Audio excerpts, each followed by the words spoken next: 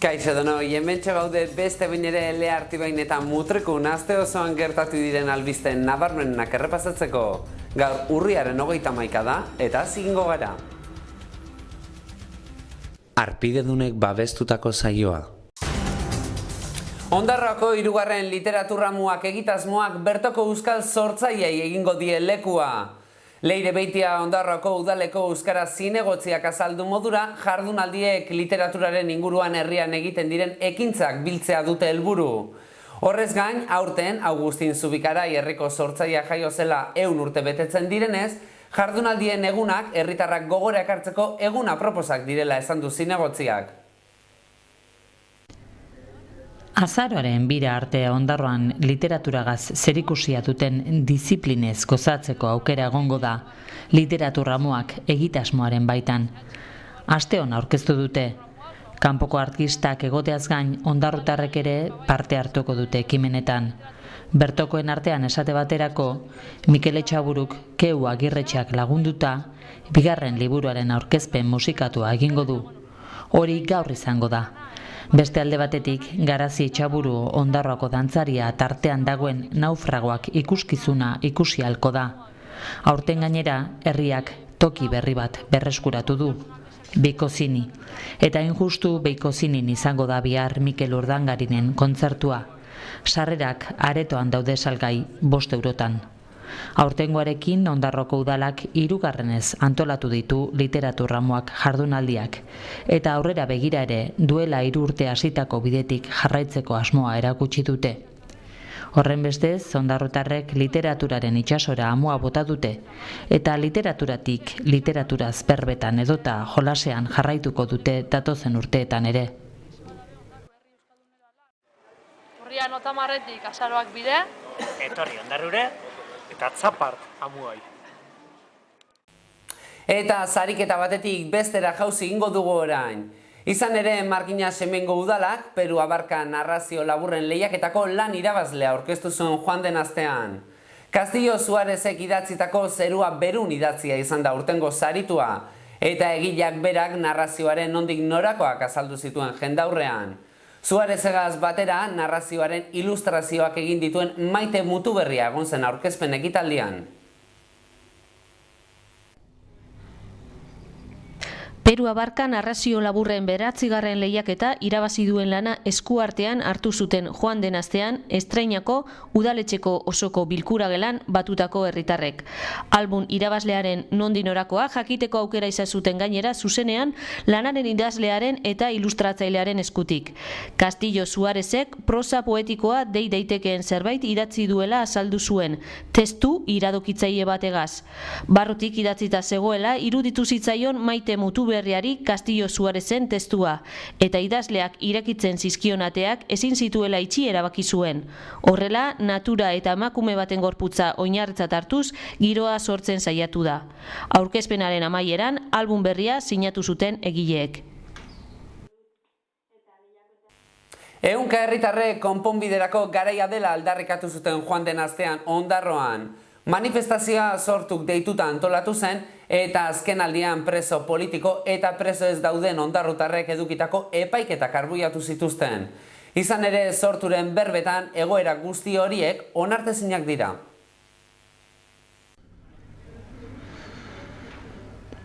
Ekitaldia sortuk deitu zuen eta ehunka herritarrek bat egin zuten hitzorduagaz. Manifestazioa hasi aurretik baina, asanblada informatiboa egin zuten herritarrek Alamedan. Horretan, Espainiako Auzitegi Nazionalean Kemen Uranga ondarrutarrak izandako epaiketaren berri eman zuten. Horrez gain, azken hilabeteotan beste hainbat ondarrutarrek ere hainbat epaiketa izan dituztela salatu zuten. Iparragirraren egoera ere aipatu zuten. Orokorrean, egoera guzti horiek onartezinak direla azpimarratu nahi izan zuten Alamedan batutakoek. Azkenik, irtenbide bat emateko garaia iritsi dela azpimarratu zuten. Han bildutakoen esanetan, mendekua eta gatazkaren behin betikotzea helburu duten jarrerak alde batera laga eta behingoz urte luzetako sufrimendua eragin duen gatazka politikoari irtenbide bat ematen hasteko garaia da. Behin aldarrikapen horiek guztiak eginda, Alamedan bildu zirenak manifestazioan atera ziren. Berriatuko futbol taldeak urrezko 3 puntu lortu ditu Artibairen aurka jokatutako derbian. Norgehiagoka Berriatuko Ibarra futbol zelaian jokatu zen eta Berriatuko 2-1 emaitzarekin irabazi zion Markina Semengo taldeari. Derbia jokatu eta gero Berriatuko sailkapen orokorrean 12. postuan doa.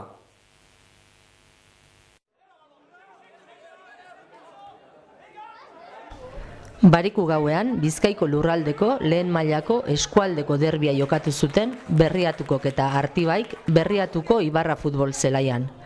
Etxeko taldeak irabazi zuen Markina Semengoaren aurka, 2-1 markagailuagaz amaitu zen norgehiagoka. Lehen zatiko lehen minutuan izan zen partiduko lehen gol aukera. Artibai futbol taldeko Gorka Anzolak Berriatuko areara hurbiltza lortu zuen, baina baloia kanpora bota zuen. Partiduaren lehen zatian nahikoa berdinduta ibili ziren talde biak. Lehen zatia goli gabe amaitu zen. Atsedenaldiaren ostean, bigarren zatia hasi eta minutu gutxira, Artibai taldeko Unai Lirezek penalti egin zuen area txikian. Epaileak bigarren txartel hori aterata kanporatu egin zuen Lirez. Eta Berriatuko Unai Jauregik lehen gola sartu zuen partiduko 47. minutuan. Jokalari bat gutxiagogaz, Artibai taldeak nahikoa ondo utzi zion Berriatuko 11koari. 58. minutuan Artibai taldeko Ricardo Escobarrek berdinketa lortu zuen. Berriatuko jokalariek jokaldi arriskutsuren bat edo beste egin zuten. Eta 71. minutuan, erasoroko jokaldian, Andoni Azkaratek Berriatuaren bigarren gola sartu zuen Artibairen atean. Azkenean, 3 puntuak etxean geratu ziren, eta Berriatuko sailkapen nagusiko taulan 12. postuan dago. Artibaik 16. postuan jarraitzen du. Ibarratik esku hutsik bueltatu ostean. Beste urte batez Lekeitioko udalak txipiroi jardunaldiak antolatu ditu. Horrela ba, azaroaren 2 arte txipiroia edo herritarrek esaten duten moduan tximinoia izango da herriko protagonista. Jardunaldion helburua herriko kultura gastronomikoa zabaltzea da eta horretarako ekintza asko eta asko antolatu dituzte. Lekeitioko udalak itsasoa, arrantza eta itsasoko bizimoduagaz daukan harreman bereziaren omenaldi gisa antolatu ditu txipiroi jardunaldiak. Eta 10 egunetan, herritar zein bizitariek era askotako proposamenak edukiko dituzte txipiroiagaz gozatzeko. Urtero modura, txipi pintxo ibilbidea egongo da. Hau da, Lekeitioko tabernetan txipiroi pintxoak daztatzeko aukera. 25 tabernak hartuko dute parte aurten jardunaldietan. Horrela, zapatuan eta domekan egongo dira txipi pintxoak taberna horietan guztietan. Horretaz gainera, Lekeitioko jatetxeek txipiroia osagai nagusi daukaten platerak eskainiko dituzte jardunaldiak dirauten egun guztietan.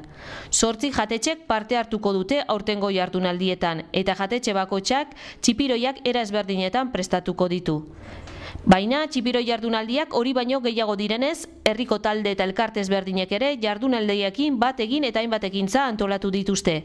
Lekeitioko aisialdi zerbitzuek esaterako tximinoiekin lotutako ekintzak egin dituzte. Bateko eta beste hitzorduekin, beste behin ere Lekeitio tximinoiz eta tximinoizalez beteko da domekara bitartean. Eta beste behin ere asteko irudiari egingo digu tartea. Asteon honako hau izan da asteko irudia. Irudietan ikusten ari zareten bulegoa Berriatuan dago. Produkton turismo informazio bulegoa eta baserriko produktuen denda izango da datorren astetik aurrera.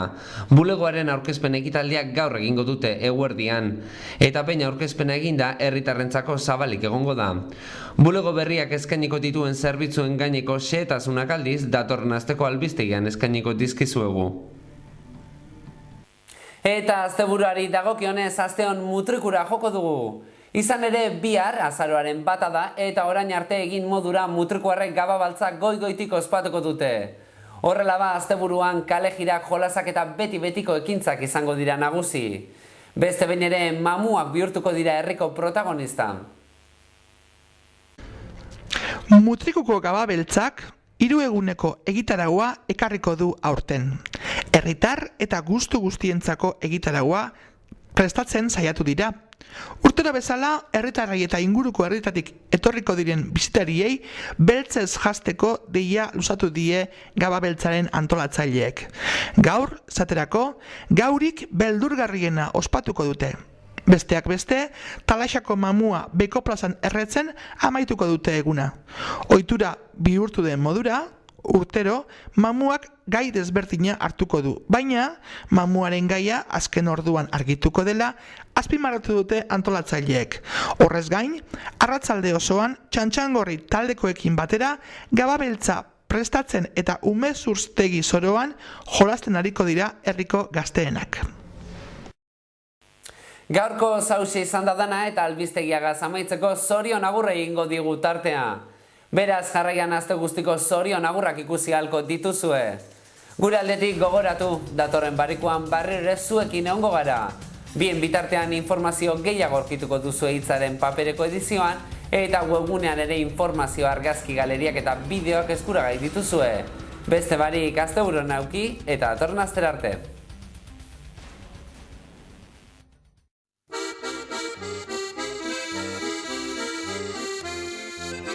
Zorionak, zure urte betetzean zorionak, da urte askotarako zorionak, belarritik tiratzean zorionak, da musuak zuretzako.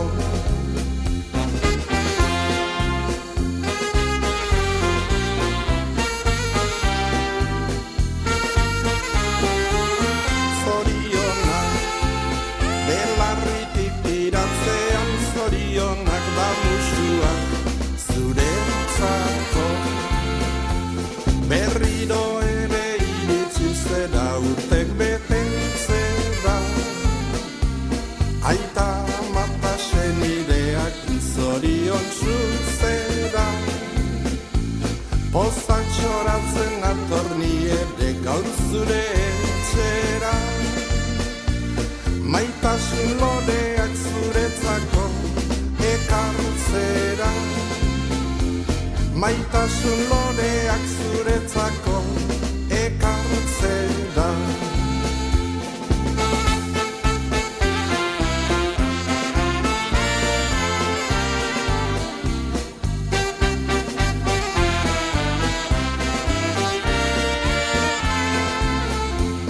Pozak txoratzen atorni ere gaur